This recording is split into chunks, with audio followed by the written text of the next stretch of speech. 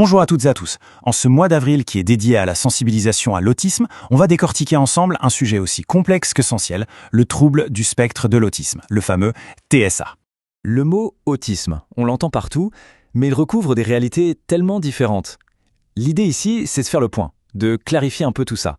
On va explorer la définition clinique, faire un petit saut dans l'histoire, et surtout, essayer de comprendre les expériences vécues qui se cachent derrière le diagnostic.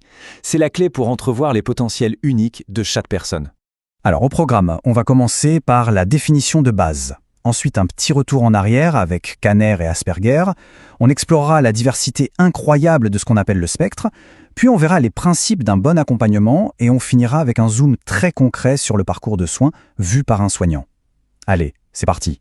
Bon, première chose, posons des bases claires. Quand les professionnels de santé parlent du trouble du spectre de l'autisme, de quoi parlent-ils exactement ? Si on se réfère au manuel de référence, le DSM-5, le TSA est un trouble neurodéveloppemental. Ça veut dire quoi ? Simplement que le cerveau se développe et fonctionne d'une manière différente. Et cette différence, elle se manifeste principalement dans deux grands domaines, et ce, dès la petite enfance. Le diagnostic repose en fait sur deux grands piliers. Le premier, c'est tout ce qui touche à la communication et aux interactions avec les autres. Le second pilier, qui est tout aussi important, concerne les comportements, des gestes répétitifs, des intérêts très précis, très intenses, et aussi une sensibilité sensorielle particulière, que ce soit au bruit, à la lumière ou même au toucher. La façon dont on voit l'autisme aujourd'hui n'a pas toujours été la même, loin de là. Pour vraiment comprendre cette idée de spectre, ça vaut le coup de faire un petit retour en arrière. Dans les années 40, deux chercheurs, quasi en même temps mais sans se connaître, décrivent des profils assez similaires. D'un côté, Leo Kanner, qui va forger l'image un peu classique de l'autisme infantile, et de l'autre, Hans Asperger, qui lui observe des difficultés sociales chez des jeunes qui n'ont aucun souci de langage ou de développement intellectuel. Pendant très longtemps, on a vu ça comme des choses complètement séparées. Mais le grand changement, c'est que le manuel de diagnostic actuel, le DSM-5, a tout rassemblé sous un même toit, le spectre. Pourquoi ? Parce que ça reflète beaucoup mieux la réalité. Ces traits existent sur un continuum, avec une infinité de nuances. Alors justement, ce fameux spectre, concrètement, ça ressemble à quoi ? Eh bien, c'est là qu'on touche à la complexité et à la richesse du sujet. La diversité entre les personnes avec un TSA est juste immense. On estime que le TSA concerne à peu près 1% de la population. On le diagnostique plus souvent chez les garçons, c'est un fait, mais le plus important à retenir, c'est qu'au sein de ce 1%, il n'y a pas de profil identique. Et cette diversité, elle est flagrante au niveau intellectuel. Oui, environ 40% des personnes avec TSA ont aussi une déficience intellectuelle associée.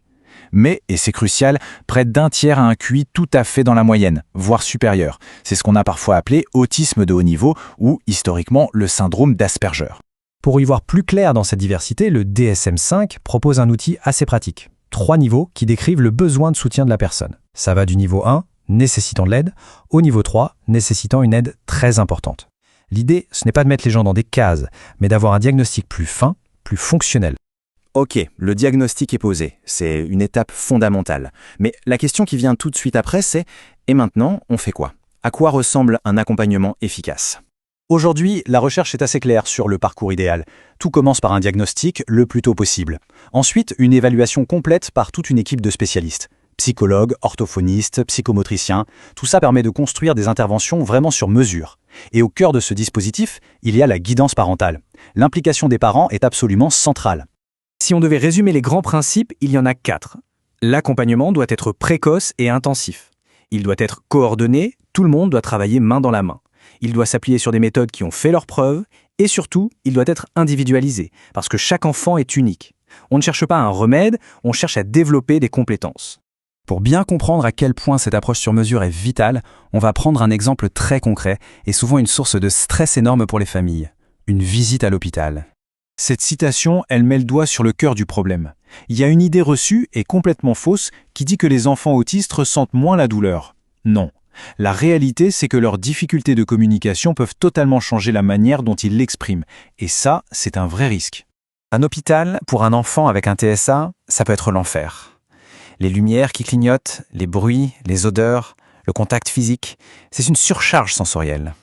Il ne va peut-être pas dire « j'ai mal au ventre », mais il va se replier sur lui-même, devenir agité, voire agressif. C'est sa façon d'exprimer sa douleur. Et c'est justement pour éviter les retards de diagnostic que des initiatives comme le circuit bleu, un concept développé par le Dr Badeliel, sont si précieuses. L'idée, c'est d'adapter tout le parcours de soins. Et tout ça, ça nous amène à une réflexion finale, qui est peut-être la plus importante. Comprendre l'autisme, ce n'est pas juste vouloir corriger des comportements. Le véritable enjeu n'est-il pas de créer une société, un monde qui soit plus accueillant, plus flexible et qui sache enfin faire de la place à la neurodiversité ?